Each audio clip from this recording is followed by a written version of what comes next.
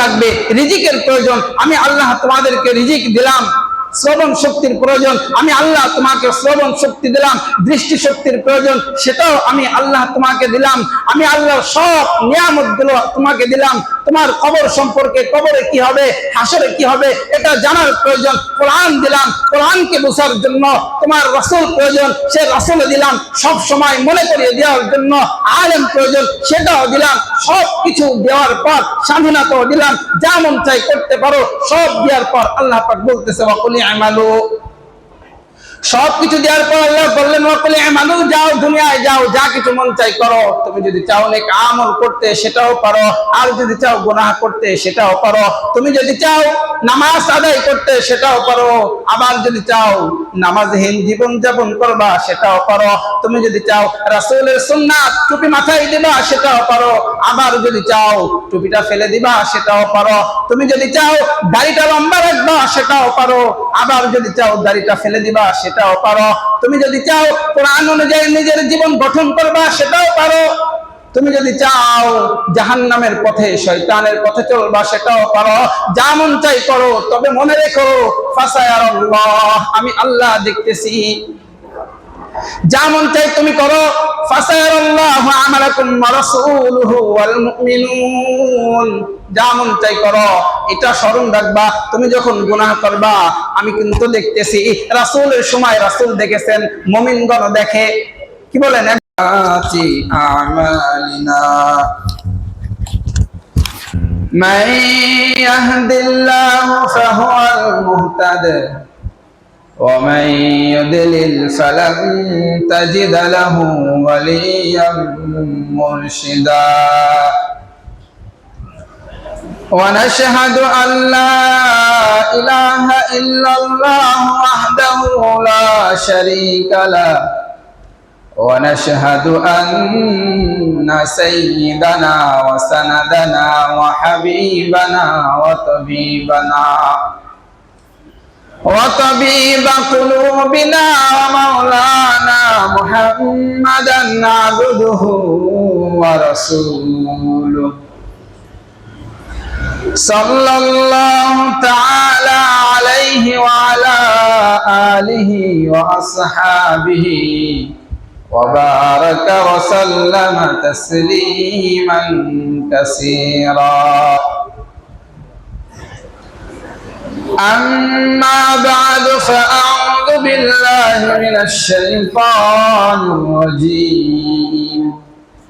بسم الله الرحمن الرحيم. قل من يرزقكم من السماء والأرض أمن يملك السمع والأبصار ومن يخرج الحي من الميت ويخرج الميت من الحي ومن يدبر الأمر فسيقولون الله فقل أفلا تتقون. فذلكم الله ربكم الحق فماذا بعد الحق إلا الضلال فأنا تصرفون. ثم قال الله تعالى في القرآن المجيد وقل اعملوا فسيرى الله عملكم ورسوله والمؤمنون وستردون إلى عالم الغيب والشهادة فينبئكم بما كنتم تعملون. وقال الله تعالى في القرآن المجيد واضرب لهم مثل الحياة الدنيا كماء أنزلناه من السماء فاختلط به نبات الأرض فأصبح هشيما تذروه الرياح وكان الله على كل شيء مقتدرا. وقال رسول الله صلى الله عليه وسلم أن الله تبارك وتعالى إذا كان يوم القيامة ينزل إلى العباد ليقضي بينهم كل أمة جاسية فأول من يدعو به رجل جمع القرآن ورجل قتل في سبيل الله ورجل كثير المال أو كما قال عليه الصلاة والسلام سبحانك لا علم لنا إلا ما علمتنا إنك أنت العليم الحكيم رب اشرح لي صدري ويسر لي أمري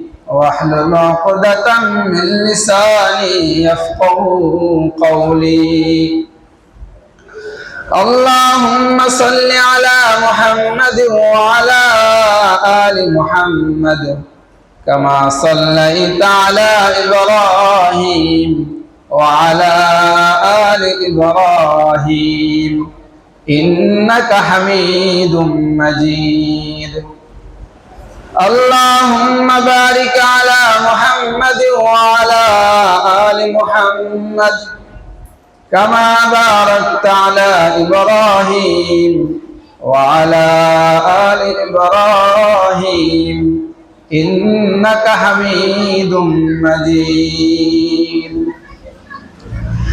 الحمد لله আল্লাহ পাকের অসংখ্য অগণিত শুকর যে আল্লাহ পাক রব্বুল আলামিন আমাদেরকে এই বৃষ্টির মধ্যেও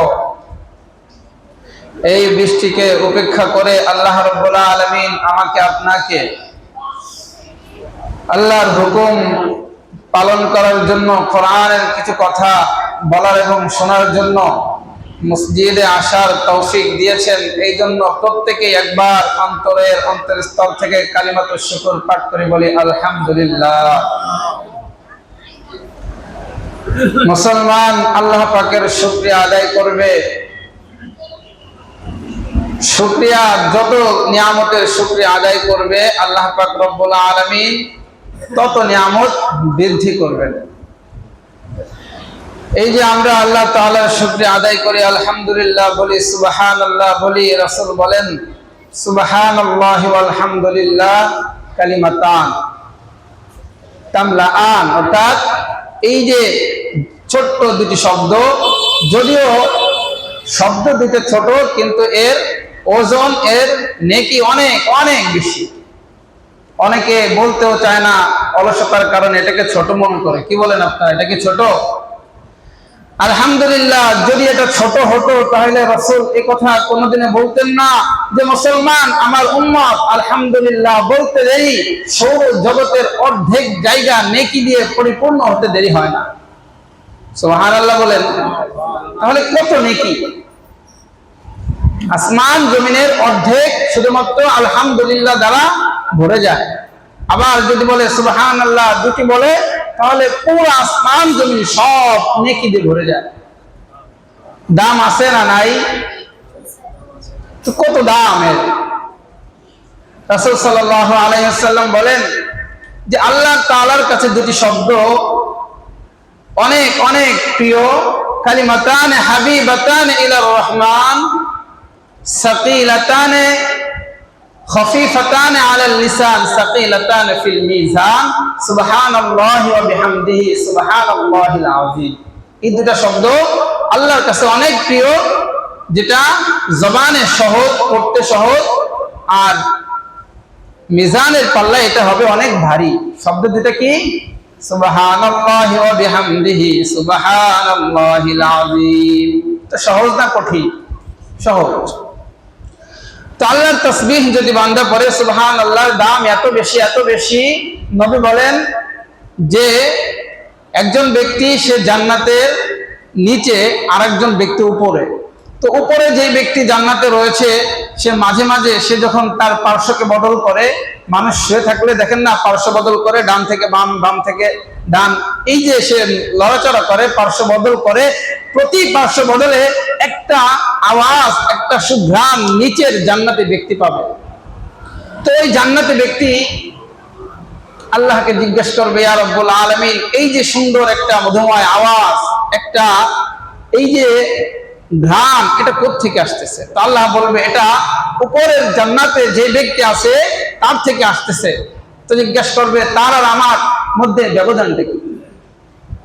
তো আল্লাহ তাআলা বলবেন যে তোমার আর ওই ব্যক্তির জন্ম একই দিনে, তোমার আর ওই ব্যক্তির জন্ম বলো বালেগ হওয়ার সময়কাল একই দিনে, আবার মৃত্যু একই দিনে। তুমি যতটুকু কোরআন তেলাওয়াত করেছো সেও সেম এতটুকুই কোরআন তেলাওয়াত করেছে, তুমি যত নামাজ পড়েছো সেও একই রকম নামাজ পড়েছে, তুমি যত ইবাদত করেছো সেও একই রকম ইবাদত করেছে। পার্থক্যটা শুধু এতটুকুই যে তোমার চেয়েও সে একবার বেশি সুবহানাল্লাহ পাঠ করেছে। তাহলে একবার, শুধুমাত্র একবার সুবহানাল্লাহ পাঠ করার দাম এত বেশি যে সে নিচের যে জান্নাতি ব্যক্তি আছে তার চেয়েও একতলা উপরে, উপরের জান্নাতটা সে পেয়ে গেছে। তো দাম আছে না নাই? তো আমাদের এই যে সুবহানাল্লাহ, এটা গুরুত্ব কত অনেক, এটা আমাদের একটা পুঁজি। তা আমরা যত করবো তত আমাদের লাভ না লস? লাভ না লস? লাভ। গত সপ্তাহে এই আলোচনাই করেছিলাম যে নেক আমলের প্রয়োজনীয়তা। তো মানুষ যখন জান্নাতে আখিরাতে যাবে, হিসাব নিকাশের সময়, তখন বুঝবে যে নেক আমলের প্রয়োজনীয়তা কত। মানুষ আল্লাহ তাআলার ইবাদত করবে, আল্লাহ প্রদত্ত দায়িত্ব পালন করবে, আল্লাহর হুকুম অনুযায়ী নিজের জীবনকে পরিচালনা করবে, আল্লাহর প্রত্যেকটা আদেশের যথার্থ গুরুত্ব দিবে, প্রত্যেকটা নিষেধের যথার্থ গুরুত্ব দিবে। এটা কখন? বান্দা যখন আল্লাহর পরিচয় পরিচিতি সম্পর্কে জানবে। দেখেন, একজন ব্যক্তি অসহায়, দরিদ্র, কিচ্ছু নাই তার, তো সেই অসহায় ব্যক্তিকে অন্য একজন ব্যক্তি তার পরিচয় গোপন করে তাকে হাজার হাজার কোটি টাকার সম্পদ ওই অসহায় ব্যক্তিকে দিল। দেওয়ার পর সে এখন কি ধনী হয়ে গেছে, হাজার হাজার কোটি টাকার সম্পদ। তো তাকে যে ধনী বানালো সে তো তার পরিচয় গোপন করে রেখেছে। এখন হঠাৎ 12 বছর পরে একদিন তার কাছে আসছে, তার পরিচয় গোপন করে এসে বলতেছে, তাকে বিভিন্ন রকম দিক নির্দেশনা দিচ্ছে, বলতেছে তুমি এই পথে চলো, ওই পথে চলো না, এইভাবে কথা বলো, ওইভাবে কথা বলো না, তুমি তোমার সম্পদকে এইভাবে ব্যয় করো, ওইভাবে ব্যয় করো না, বিভিন্ন রকম দিক নির্দেশনা দিচ্ছে। অথচ ওই ধনী ব্যক্তি তার কথার কোনো মূল্য দিচ্ছে না, তার কথার কোনো গুরুত্ব দিচ্ছে না, তার আদেশ নিষেধের কোনো পরোয়া সে করছে না।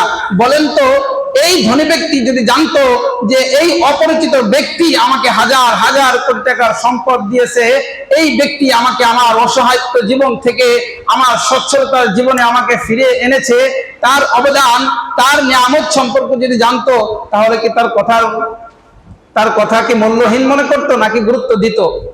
অবশ্যই সে গুরুত্ব দিত, যদি জানতো এই অপরিচিত ব্যক্তি সেই ব্যক্তি যে আমাকে হাজার কোটি টাকার সম্পদ দিয়েছে।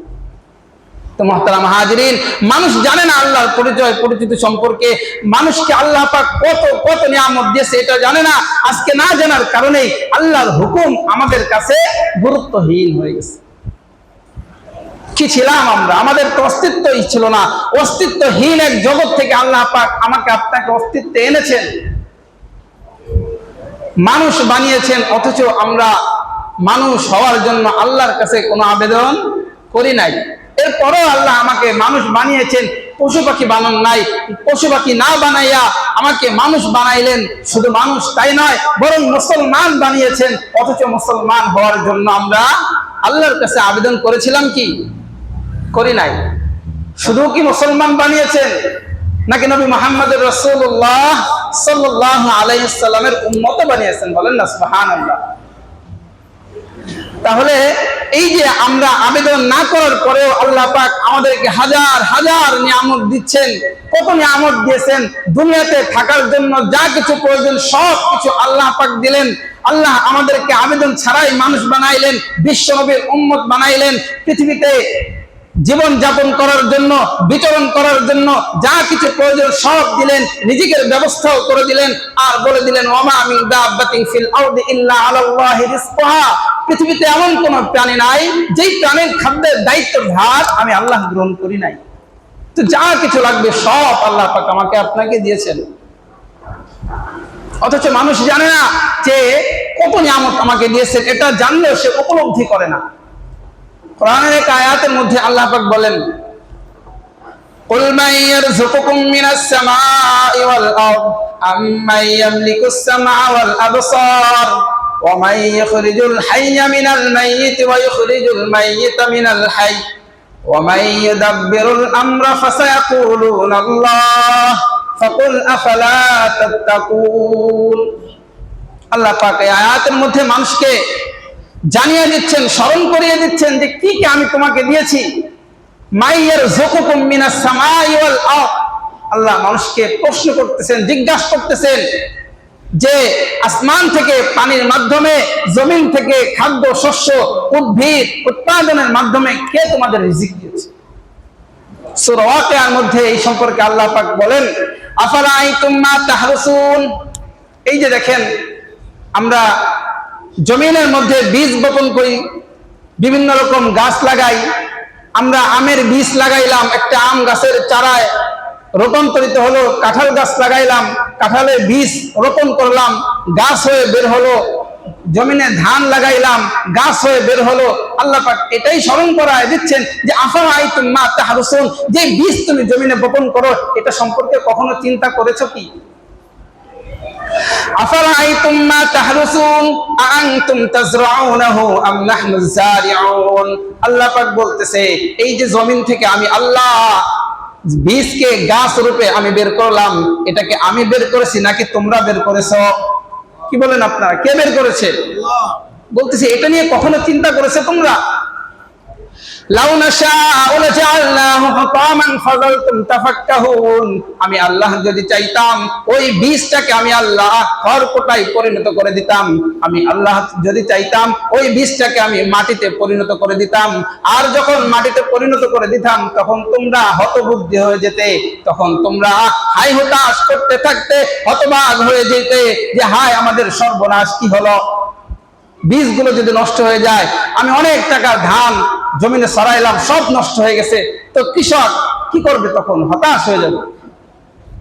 বাল নাহনু মাহরুমুন, দুনিয়ার মানুষ তখন বঞ্চিত হয়ে যাবে। এই জন্য আল্লাহ পাক মানুষকে বলেন যে এটা জমিন থেকে এই বীজটাকে গাছ রূপে আমি আল্লাহ রূপান্তরিত করেছি, এটা নিয়ে কখনো তোমরা চিন্তা করেছো কি?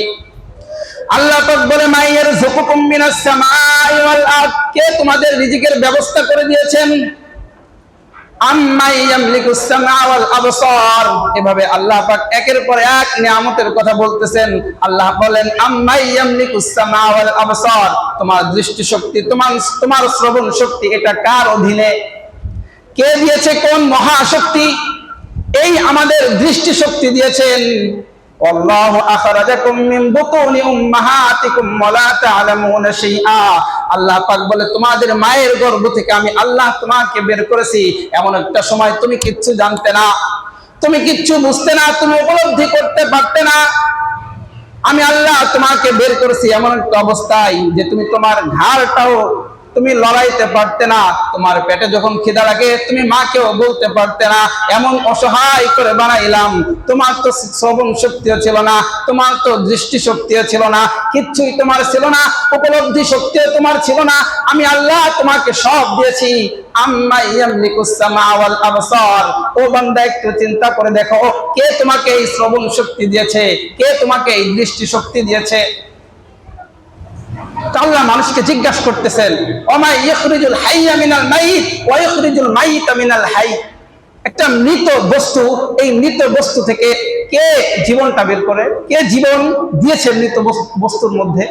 এই যে দেখেন পাখির ডিম, এই পাখির ডিম থেকে আল্লাহ পাক 22 দিন পরে ওমের মাধ্যমে সুন্দর ফুটফুটে একটা পাখির বাচ্চা, সুন্দর ফুটফুটে মুরগির বাচ্চা। এই যে ডিমের মধ্যে কোনো জীবন ছিল না। তো আল্লাহ পাক বলতেছে কে দিয়েছে? একজন শক্তিশালী যুবক হঠাৎ সে মৃত্যুর করে ঢলে পড়ছে। কার শক্তি এটা? তো আল্লাহ সব নিয়ামতের কথা জিজ্ঞেস করতেছে যে আপনি মানুষকে জিজ্ঞাসা করেন যে কে দিয়েছে এগুলা। এরপর আল্লাহ পাক বলেন ওয়া মাই ইউদাব্বিরুল আমর, সৃষ্টি জগতের সবকিছু কে নিয়ন্ত্রণ করে? ওই আসমান, যেই খুঁটিহীন আসমানকে কে দাঁড় করিয়ে রেখেছে?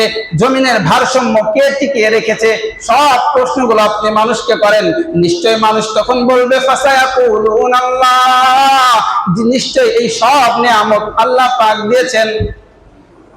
মানুষ যখন বুঝলো যে সব আমার রিজিকও আল্লাহ পাক দিয়েছেন, আমার দৃষ্টি শক্তি, আমার শ্রবণ শক্তি, গোটা দেহের সব নিয়ামত আল্লাহ পাক দিয়েছেন, এটা যখন মানুষ বুঝলো, মানুষ যখন বলবে ফাসায়াকুলুন আল্লাহ, সব আল্লাহ দিয়েছে। তারপর আল্লাহ পাক বলে ফাকুল আফালা তাত্তাকুন, ও বান্দা যখন তুমি জানতে পারলে তোমার সব কিছু আমি আল্লাহ দিয়েছি, তোমার রিজিকের ব্যবস্থাও আমি আল্লাহ দিয়েছি, সব আমি যখন দিয়েছি জানলে, জানার পরেও ফাকুল আফালা তাত্তাকুন, কেমন করে তুমি গুনাহের দিকে লিপ্ত হও? এরপরেও কি তোমরা সাবধান হবে না? তুমি তো জানলে আমি আল্লাহ সব দিয়েছি, এরপরেও তুমি সাবধান হলে না। কেমন করে গুনাহের দিকে তুমি যাও? কেমন করে নামাজহীন তুমি জীবন যাপন করো? কেমন করে তুমি অসামাজিক এবং অধর্মীয় কাজে লিপ্ত হও? আল্লাহ মানুষকে এটা সুন্দর করে এই আয়াতের মধ্যে বুঝিয়ে দিয়েছে যে তোমাদের যা কিছু লাগবে, রিজিকের প্রয়োজন, আমি আল্লাহ তোমাদেরকে রিজিক দিলাম।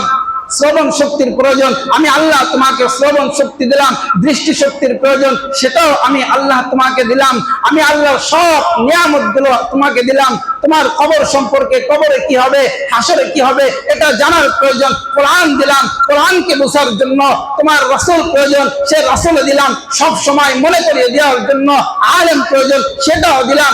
সব কিছু দেওয়ার পর স্বাধীনতাও দিলাম, যা মন চাই করতে পারো। সব দেওয়ার পর আল্লাহ পাক বলতেছে ওয়াকুলি আমালু, সবকিছু দেওয়ার পর আল্লাহ বললেন ওয়াকুলি আমালু, যাও দুনিয়ায় যাও, যা কিছু মন চাই করো। তুমি যদি চাও নেক আমল করতে সেটাও পারো, আর যদি চাও গুনাহ করতে সেটাও পারো। তুমি যদি চাও নামাজ আদায় করতে সেটাও পারো, আবার যদি চাও নামাজহীন জীবন যাপন করবা সেটাও পারো। তুমি যদি চাও রাসূলের সুন্নাত টুপি মাথায় দিবা সেটাও পারো, আবার যদি চাও টুপিটা ফেলে দিবা সেটাও পারো। তুমি যদি চাও দাড়িটা লম্বা রাখবা সেটাও পারো, আবার যদি চাও দাড়িটা ফেলে দিবা সেটাও পারো। তুমি যদি চাও কোরআন অনুযায়ী নিজের জীবন গঠন করবা সেটাও পারো। তুমি যদি চাও জাহান্নামের পথে, শয়তানের পথে চলবা সেটাও পারো। যা মন চাই করো, তবে মনে রেখো ফাসায়ারাল্লাহ, আমি আল্লাহ দেখতেছি। যা মন চাই তুমি করো, ফাসায়ারাল্লাহু আমালাকুম ওয়া রাসূলুহু ওয়াল মুমিনুন, যা মন চাই করো। এটা স্মরণ রাখবা, তুমি যখন গুনাহ করবা আমি কিন্তু দেখতেছি। রাসূলের সময় রাসূল দেখেছেন, মুমিনগণ দেখে। কি বলেন, একজন মানুষ মসজিদে না গিয়ে মসজিদের সামনে দিয়ে বাজারে চলে যাচ্ছে নামাজ না পড়ে, আবার এই মসজিদের কিছু মানুষ আসতেছে নামাজের জন্য, তারা দেখতেছে না যে অমুক ব্যক্তি গুনাহ করে? দেখে না? মানুষ সমাজে কে কোন গুনাহ করে মুমিনরা দেখে না? আল্লাহ পাক এটাই বলতেছে, যেমন চাই করো, স্মরণ রেখো ফাসায়ারাল্লাহ, আমি আল্লাহ কিন্তু দেখতেছি। ফাসায়ারাল্লাহু আমালাকুম ওয়া রাসূলুহু ওয়াল মুমিনুন ওয়া সাতারাদ্দুনা ইলা আলিমিল গায়বি ওয়াশ শাহাদা, দৃশ্য এবং অদৃশ্য জ্ঞান যার কাছে রয়েছে, আলিমুল গায়ব যিনি, ওই আল্লাহর কাছে তোমাকে ফিরে যেতে হবে। গুনাহ করতে চাও, মন চাই করো, তবে মনে রেখো আমি আল্লাহর কাছে তোমাকে আসতে হবে। ফায়ুনাব্বিউকুম বিমা কুনতুম তা'মালুন, আর যখন আমি আল্লাহর সাথে তোমার সাক্ষাৎ হবে, তখন আমি তোমাকে জানায় দেব যে দুনিয়ার জীবনে তুমি কি করেছিলে, নেক আমল করেছিলে নাকি গুনাহ করেছিলে, কোরআন অনুযায়ী নিজের জীবনকে পরিচালনা করেছিলে নাকি কোরআন অনুযায়ী নিজের জীবন পরিচালনা করো নাই, সব আমি আল্লাহ জানিয়ে দেব। আর তখন তোমাকে এর ফলাফল দিয়ে দেব। যদি নেক আমল করো, যদি নেক আমল করো তবে জান্নাত, ইন্নাল আবরারা লাফি নাঈম ওয়া ইন্নাল ফুজ্জারা লাফি জাহিম, আর যদি গুনাহের জীবন পরিচালনা করো তাহলে তখন তোমার ঠিকানা হবে জাহান্নাম। আল্লাহ পাক সব কিছু আমাকে আপনাকে জানায় দিচ্ছেন যে নেক আমল করলে জান্নাত, আর যদি গুনাহ করো তাহলে ঠিকানা কি? জাহান্নাম। নিয়ামত সম্পর্কে জানায় দিলেন, সব কিছু বুঝায় দিলেন।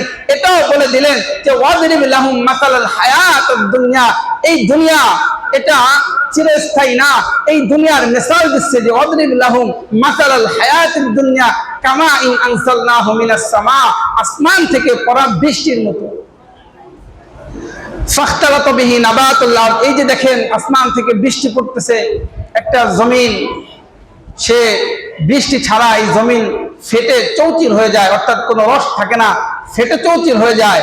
আর যখন বৃষ্টি পড়ে, বৃষ্টি এবং মাটির সংস্পর্শে সুন্দর সবুজ শ্যামল ঘাস, তরুলতা, গাছপালা, কত কিছুই না হয়। তো বৃষ্টি যখন পড়লো, এই বৃষ্টির সংস্পর্শে কত কিছুই হলো। মানুষ যখন দুনিয়াতে আসলো, হায়াত পেলো, অনেক কিছুই করে, কিন্তু ওই বৃষ্টি যখন শেষ হয়ে যায়, আল্লাহ পাক বলে ফাসবাহা হাসিমান তাদরুহু রিয়া, যা কিছু ছিল জমিনে, এই যে বৃষ্টি ছাড়া ঘাস শুকিয়ে আল্লাহ পাক বলে বাতাসে উড়ায় নিয়ে যায়। এমন একটা সময় আসে কি সে বাতাসে উড়ায় নিয়ে যায়, খড়কুটা কিচ্ছু থাকে না, সব উড়ায় নিয়ে যায়। তো হায়াত যখন তোমার শেষ হয়ে যাবে, তোমারও কিচ্ছু থাকবে না। যে দুনিয়াকে আখিরাতের উপর প্রাধান্য দিল, দুনিয়াতে অনেক কিছু, সে অনেক সম্পদ উপার্জন করলো, অনেক ক্ষমতা উপার্জন করলো, কত কিছুই করলো, কিন্তু তার মৃত্যুর সময় যখন হয়ে গেল, সে তার বাড়িটাও নিয়ে যেতে পারবে না, তার গাড়িও নিয়ে যেতে পারবে না, টাকা পয়সা ক্ষমতা কিচ্ছু নিয়ে যেতে পারবে না। এই জন্যই তো আল্লাহ নবীর এক সাহাবী হযরতে উসমান ইবনে আফফান রাদিয়াল্লাহু তাআলা আনহু, তিনি বলতেছে, তিনি যখন শূরার সদস্যরা তার কাছে যখন বায়াত নিলেন, বায়াত গ্রহণের পর তিনি খুব উদ্বিগ্ন হয়ে রাসূলের মেম্বারের কাছে আসলেন। মেম্বারের কাছে আসার পর তিনি মানুষকে লক্ষ্য করে তিনি ভাষণ দিচ্ছেন, আর বলতেছেন, ও দুনিয়ার মানুষ, তোমরা এমন একটা বাড়িতে আসো, এমন একটা জায়গায় তোমরা অবস্থান করতেছো যেখান থেকে তোমাকে উঠিয়ে নেওয়া হবে। মৃত্যু তোমার জীবনের আর অল্প কিছুদিন বাকি আছে মাত্র। সুতরাং মৃত্যু তোমার কাছে আসার আগে, মৃত্যু তোমার নিকটবর্তী হওয়ার আগে যতটুকু পারো, যত পারো ভালো কাজ করে নাও, যত পারো নেক আমল করে নাও, যত পারো মানুষকে সাহায্য করো, যত পারো তুমি কোরআন তেলাওয়াত করো, যত পারো তুমি জিকির আজকার দোয়া দুরূদ তাসবিহ তাহলিল পাঠ করো, কারণ মৃত্যু তোমার নিকটে। যতটুকু পারো তুমি নেক আমল করো, মৃত্যু তোমার নিকটে। কে বলতেছে? হযরতে উসমান ইবনে আফফান রাদিয়াল্লাহু তাআলা আনহু, তিনি বলতেছে যে দুনিয়া এটা শুধু ধোঁকা আর ধোঁকা। দুনিয়ার পার্থিব জীবনের ধোঁকায় পড়ে তুমি গুনাহের পথে চলো না। আবার ওই ধোঁকাবাজ বিতাড়িত শয়তান যেন তোমাদেরকে আল্লাহ সম্পর্কে বিভ্রান্ত করে না দেয়। উসমান ইবনে আফফান রাদিয়াল্লাহু তাআলা আনহু এই কথা বলার পর তিনি আবার বলতেছে যে ওই সমস্ত দুনিয়ার মানুষরা এখন কোথায়, যারা দুনিয়াকে আখিরাতের উপর প্রাধান্য দিয়েছিল, যারা আখিরাতের কাজ বাদ দিয়ে, আখিরাতের প্রস্তুতি বাদ দিয়ে, সে আল্লাহর সামনে উপস্থিত হওয়ার প্রস্তুতি বাদ দিয়ে যারা দুনিয়া নিয়ে তারা বসেছিল, দুনিয়া উপার্জনের চিন্তায় সে নিজের সময়কে অতিবাহিত করতেছিল, তারা আজ কোথায়? তারা কিছুই নিয়ে যেতে পারে নাই। আল মাল ওয়াল বানুনা জিনাতুল হায়াতিদ দুনিয়া, দুনিয়ার জীবন এটা চাকচিক্য। দুনিয়ায় তুমি যা কিছু অর্জন করো না কেন, কিছুই নিয়ে যেতে পারবে না। তো কি নিয়ে যেতে পারবে? আল্লাহ পাক সেটাও বলতেছেন, ওয়াল বাকিয়াতুস সালিহাতু খায়রুন ইনদা রাব্বিকা সাওয়াবান ওয়া খায়রুন আমালা। তুমি যদি আল্লাহর সন্তুষ্টির জন্য নেক আমল করো, যদি তুমি আল্লাহর সন্তুষ্টির জন্য 5 ওয়াক্ত নামাজ পড়ো, যদি তুমি আল্লাহর সন্তুষ্টির জন্য মানুষকে সাহায্য করো, যদি তুমি মানুষকে আল্লাহর সন্তুষ্টির জন্য তাসবিহ তাহলিল করো, এই আমলগুলোই তোমার সঙ্গে যাবে। তো আল্লাহ পাক এটাও বলে দিলেন যে কি করলে তোমার সাথে যাবে আর কি করলে এটা তুমি নিয়ে যেতে পারবে না, পরিষ্কার করে বলে দিলেন।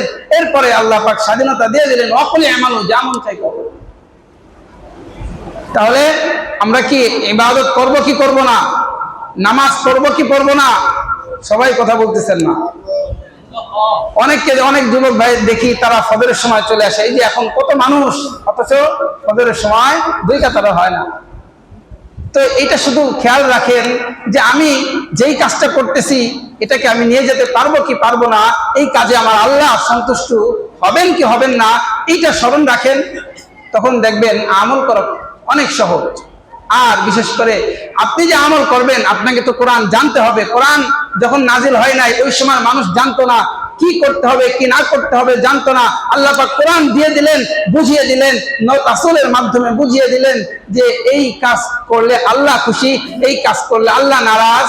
তো সব বুঝিয়ে দিলেন কোরআনের মাধ্যমে। এখন সেই কোরআনটাই যদি না পড়ি, কোরআনটা যদি বোঝার চেষ্টা না করি, তাহলে কেমনে জানবো আমি বলেন? এই জন্য তো বললেন তালাবুল ইলমি ফারিদাতুন আলা কুল্লি মুসলিম, প্রত্যেক মুসলমান নরনারীর উপর দ্বীনি ইলম তলব করা এটা কি ফরজ করে দিলেন। এটা জানতে হবে কি হবে না? এই যে দেখেন এখন যাদের 60, 70, 80 বছর বয়স, যারা কোরআন পড়তে পারে না, বয়স্ক, তাদের হৃদয় একটা ব্যথা, যে একটা কষ্ট যে আমার পিতামাতা যদি ছোটবেলায় স্কুলে পড়াইছে ভালো কথা, কলেজে পড়াইছে ভালো কথা, যদি ছোটবেলায় অন্তত পক্ষে মক্তবে দিয়ে হলেও কোরআনটা যদি শিখাইতো, তাহলে আমি এই বৃদ্ধ বয়সে অবসর সময়ে আমি কোরআন বসে বসে পড়তে পারতাম। হৃদয় একটা ব্যথা। তাহলে আপনাদের এই যে কষ্ট, আপনার সন্তান সে যখন বড় হবে তখনও সে একই কথা বলবে যে হায় আমার বাবা যদি আমাকে মক্তবে দিয়ে হলেও একটু কোরআনটা শিখাইতো। তো সন্তান যেন বাবাকে নিয়ে এই আফসোসটা না করে, এই জন্য আপনাদের সন্তানদেরকে আমাদের এই যে মাদ্রাসায় প্রতিদিন সকাল 6টা থেকে 7:30 পর্যন্ত মক্তবে এখানে কোরআন শেখানো হয়। আপনারা যদি আপনার সন্তানকে স্কুলে পাঠাবেন ভালো কথা, কিন্তু সকালের ওই টাইমটাই যদি আপনি মক্তবে পাঠান, তাহলে অন্তত কোরআনটা শিখতে পারবেন। তো পাঠাবেন তো ইনশাআল্লাহ? যাদের সন্তান ছোট ভাই যারা আছে, আপনারা প্রতিদিন সকালে 6টা থেকে 7:30 পর্যন্ত মক্তব। তো আপনারা 6:30 থেকে 7:30, 8টা, আচ্ছা 6:30 থেকে 8টা পর্যন্ত এই 1.5 ঘন্টা এখানে কোরআন পড়ানোর সুবর্ণ একটা সুযোগ রয়েছে। তো আপনারা আপনাদের সন্তানদেরকে দিবেন। আর দ্বিতীয়ত, আমাদের একাডেমিতে ক্লাস বুধবার থেকে শুরু হয়েছে। ইনশাল্লাহ অনেকেই ক্লাস করতেছে। আর আপনারা আপনাদের যাদের ছেলে সন্তান আছে, ছোট ভাই আছে, তাদেরকেও শনিবার থেকে ইনশাল্লাহ পাঠাবেন। ঠিক আছে তো? আর একটা বিষয়, সেটা হচ্ছে অনেক সময় কিছু ভুল দেখি। এই যে কয়েকদিন আগে দেখতেছিলাম যে একজন ভাই 5 ওয়াক্ত নামাজ মসজিদে পড়ে, এখন ফজরের সময় সে সুন্নাত পড়ছে, পড়ার পর আবার 2 রাকাত নামাজ পড়ছে। মানে নামাজের কিছু নিষিদ্ধ সময় আছে, সেই সময়গুলো সে জানে না, বহু মানুষ জানে না। না জানার কারণে যখন মন চায় তখন নামাজ পড়ে। রাসূল সাল্লাল্লাহু আলাইহি ওয়াসাল্লাম বলতেছেন যে লা সালাতা বাদাল ফজরি ক্বাবলা আন তাতলা আশ-শামস, ফজরের নামাজের পরে সূর্য ওঠার আগ পর্যন্ত যে সময়টা, এই সময় কোনো নামাজ নাই। আবার ওয়া বাদাল আসরি ক্বাবলা আন তাগিবা আশ-শামস, আসরের নামাজের পরে সূর্য ডোবার আগ পর্যন্ত কোনো নামাজ নাই। তাহলে আসরের নামাজটা আপনি যখনই পড়লেন, এরপরে সূর্য ডোবার আগ পর্যন্ত কোনো নামাজ পড়া যাবে না। এটা শরিয়াতের রাসূল বুখারীর বর্ণনা আসছে, এটা নিষিদ্ধ করে দিচ্ছে।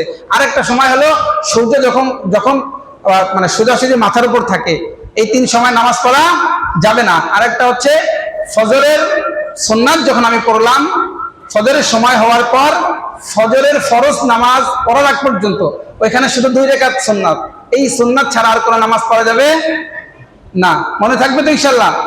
তাহলে নামাজের এই নিষিদ্ধ সময়গুলো আমরা খেয়াল রাখবো। অনেকটা দেখি ফজরের সময় মানে 2 রাকাত, 4 রাকাত, 6 রাকাত পড়তেই থাকে। এরপরে এই নিষিদ্ধ সময়টা আমরা খেয়াল রাখবো ইনশাল্লাহ। তো যেই বিষয়গুলো আলোচনা করলাম, আল্লাহ পাক আমাকে আপনাকে বুঝার এবং আমল করার তৌফিক দান করেন।